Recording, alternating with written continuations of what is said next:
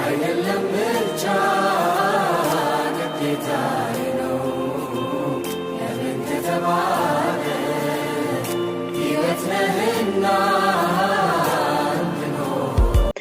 የትንሿ መደበቅ ተራው ነው የትልቋ ቆጠራ ሲሆን ግን ያቺኛዋ ኩኩሉ ስትል ይችኛዋ አልነጋም ብላ ያለችበትን ቦታ እንድታገኛት አድርጋ ታሳውቃለች። እና እግዚአብሔር እንደዚህ ነው ባህሪው። አይገርም?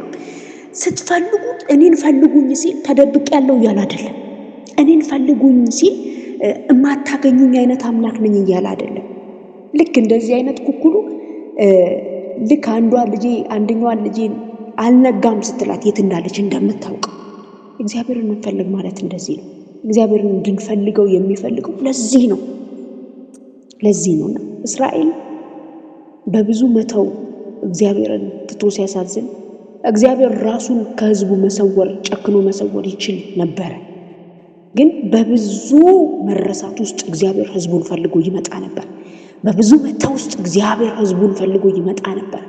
በብዙ አለመደመጥ ውስጥ እግዚአብሔር ሲናገር ያልተደመጠባቸው ሰዓታቶች ውስጥ ጠፍቶ የማይቀር አምላክ እና ከሙሴ ጋር በነበረው የምድረ በዳ ጉዞ እንኳን ከእንግዲህ ወዲህ ከዚህ ህዝብ ጋር አልወጣም ብሎ ራሱን ሊሰውር በተዘጋጀ ጊዜ ሙሴ ሲለምነው ልቡን የሚመልስ አምላክ ነበረ። አንተ ካልወጣህ አንወጣም፣ አንተ ካልወጣህ አታውጣን ሲለው፣ መልአክ መድቤልሃለሁ ውጣ ሂድ ወደ ከነዓን ሲለው፣ አንተ ካልወጣህ አልወጣም ሲለው፣ እግዚአብሔር ለሙሴ ይገለጥለት ራሱን ያሳይ ለህዝቡ ምሪቱን ይሰጥ ነበር። እና በዚህ በአክዓብ ዘመን ግን አንፎርቹኔትሊ እግዚአብሔር አልተፈለገም። የዚህ ድርቅ ምንጭ እግዚአብሔር መተው ነው። የዚህ መከራ ምንጭ እግዚአብሔር መተው ነው። ምግብ ከሰው አልቆ ወደ እንስሳ መጨረስ የገባበት ምክንያት እግዚአብሔር አለመፈለጉ ነው። እግዚአብሔር መተው ነው። በቤተ መንግስት ማለት በዚያ ጊዜ እንዳሁን እንዳይመስላችሁ የእግዚአብሔር መገኛም ጭምር ነው። በንጉሥ ሳኦል ጊዜ ታስታውሳላችሁ ቤተ መንግስት እንዴት ያለ እግዚአብሔር የሚገኝበት እንደነበረ መንፈስ ከሱ እስኪወሰድበት ድረስ። በንጉሥ ዳዊት ዘመን እግዚአብሔር በቤተ መንግስት ውስጥ እንደ ልቡ ነበር። ለዚያ ነው ዳዊትን እንደ ልብ የሚለው። አሁን ግን በዚህ አክዓብ በተባለ መሪ ምክንያት በነ ኢዮርብዓም ኃጢአት ምክንያት ከዚህ ከአክዓብ በፊት በተነሱት በተለያዩ ነገስታቶች ምክንያት እግዚአብሔር ቤተ መንግስት ውስጥ የለም፣ አይፈለግም። አይገርም? አይፈለግም። ስለዚህ ውጤት አለው እግዚአብሔርን አለመፈለግ፣ እግዚአብሔርን ፕራዮሪታይዝ አለማድረግ ውጤት አለው።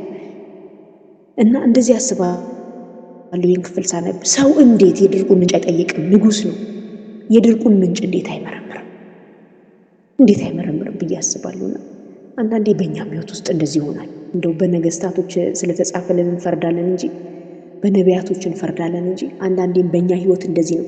የአንዳንድ ነገሮቻችን ምንጭ እግዚአብሔርን ያለመፈለግ ውጤት ናቸው። ፊቱን ያለመፈለግ ውጤት፣ ፊቱን ያለማግኘት ውጤት። ስለዚህ በሰማርያ ታላቅ ድርቅ ሆነ። አክዓብ ግን እግዚአብሔርን ከመፈለግ ይልቅ ውሃ መፈለግ ነው የሚቀለው፣ ሳር መፈለግ፣ ከብቶቹን ማዳን ነው የሚቀለው። የእግዚአብሔር የልብ ትርታ ለአክዓብ ምንም አልነበረም። አይፈልገውም፣ እግዚአብሔር አይፈልገውም። በቤተ መንግስት ውስጥ በጣም የሚሞቀው በአሊሞች፣ የበአሊም አምላኮች፣ የበአሊም ነቢያቶች ተሰብስበው ሲቆርሱ ነው። ቤተ መንግስት ውስጥ ታላቅ ጫጫታ፣ ድምቀት፣ ሙቀት ያለ ይመስላል፣ ግን እግዚአብሔር የለም፣ አይፈልግም። የእስራኤል አምላክ እግዚአብሔር ህዝቡ አለ፣ እግዚአብሔር ግን አይፈልግም። ዘመናችሁ እግዚአብሔርን በመፈለግ ይለቅ። ዘመናችሁ የእግዚአብሔርን ፊት በመፈለግ ይለቅ። ፊቱን አትጥገቡ። በህይወታችሁ ፊቱን አትጥገቡ። ፊቱ አይጠገብም። የእግዚአብሔር ህልውና፣ የእግዚአብሔር መገኘት አይጠገብም። እሱም ስለማይጠግበን ነው እኛን የሚፈልገው። ፈልጉኝ በህይወትም ትኖራላችሁ እናንተ የእስራኤል ቤቶች አለ። አንድ ገበሬ ከእርሻው ላይ አስነስቶ አምጥቶ እግዚአብሔር እስራኤል ምን ያህል እንደተወው የምታውቁት አሞጽ ገበሬ ነው፣ ነብይ አይደለም። የሚገርማችሁ ትንቢተ አሞጽን ስታነቡ አሞጽ ገበሬ ነው። ገበሬ ከግብርና ነቅሎ አምጥቶ አረ ፈልጉኝ በህይወት ትኖራላችሁ አለ ህዝቡን። በህይወት የምትኖሩበት የምትቆዩበት ምክንያት እኔ ነኝ አለ። ይገባችኋል? በህይወት መቆየት ማለት ሰው ዓለምን ሁሉ አትርፎ ነፍሱን ግን ቢያጎድል ምን ይጠቅመዋል ይላል። ዓለምን ሁሉ ሰው ሲያተርፍ ነው አይደል በህይወት ያለ የሚመስለን? አይደለም። እግዚአብሔር የማይፈለግበት ህይወት፣ እግዚአብሔር የማይፈለግበት ቤት፣ እግዚአብሔር ቅድሚያ ያልተሰጠው ትዳር፣ ህይወት፣ የልጅ አስተዳደግ፣ የትኛውን ብለሲንግ እግዚአብሔር የሌለበት ሞት ነው። ስለዚህ እግዚአብሔር በእስራኤል መካከል መጣና እናንተ የእስራኤል ቤት ልጆች አላቸው፣ እኔን ፈልጉኝ፣ እኔን ስታገኙኝ በህይወት ትኖራላችሁ አላቸው። ዛሬ ለችግሮቻችን የምንፈልገው ማንን ነው? ወዴት ነው የምንሮጠው? ሳውል በተጨነቀ ጊዜ የእግዚአብሔር መንፈስ ከሱ ርቋል። እግዚአብሔር ምን እንደሚያስብ ማሰብ አልቻለም። አቃተው ነገሩ ማከናወን። ስለዚህ ሳሙኤልን ሊያስጠራ ወደ ሙት አናጋሪ ሄደ ይላል። በጣም ይገርመኛል ይህ ክፍል። ሕያው እግዚአብሔር እያለ ሙት አናጋሪ ሄደ። ይገርም። ለምን ረበሽከኝ እስከሚለው ሳሙኤል ለምን አስጠራኸኝ እስከሚለው አካዝያስ የተባለ ንጉሥ ታመመና ኤልያስ በነበረበት ዘመን በጣም ታመመና ወደ ብዔልዜቡል ወደ ተባለ አምላክ ምንድነው ይሄ ነገር ብሎ ላከ ይላልና ኤልያስ በመሃል በመንገድ ተገናኘውና በእውኑ በእስራኤል መካከል አምላክ ጠፍቶ ነው ወደ ብዔልዜቡል የምትልከው አለ። እሱን የምትፈልገው እግዚአብሔር ሳይሆን ለሚገጥሙን ነገሮች የምንፈልገው ማንን ነው? ለሚሆንብን ሁኔታ የምንፈልገው ማንን ነው? በውድቀት በከፍታ በምድረ በዳ በቤተ መንግስት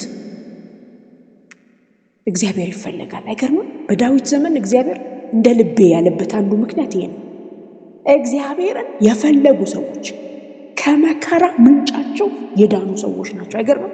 መጽሐፍ ቅዱስ ስትመረምሩ የመከራቸው ምንጭ ነው የተቆረጠው። ምንጭ ዛሬ የምንፈልገው ነገር ሌላ ይሆንብናል። አይገርምም? ያ ታስታውሳላችሁ? ውሃው በተናወጠ ጊዜ የሚያስገባው ሰው የሌለው ለ38 ዓመት አንድ ስፍራ ላይ የነበረ ሰውና ያን ክፍል ሳጠና እንደዚህ ይላል ክፍሉ።